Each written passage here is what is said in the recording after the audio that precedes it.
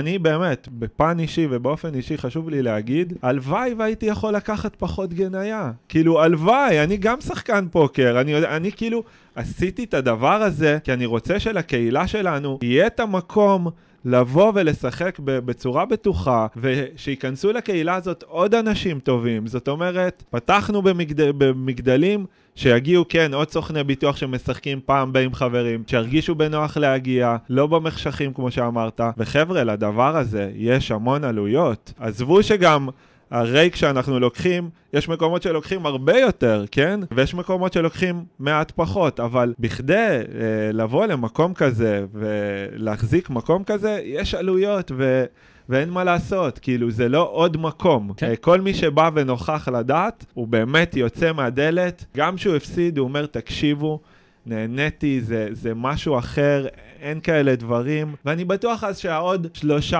או עוד 4-5% גניה האלה, מי שזה באמת קריטי לו, יבחר ללכת לשחק במקום אחר.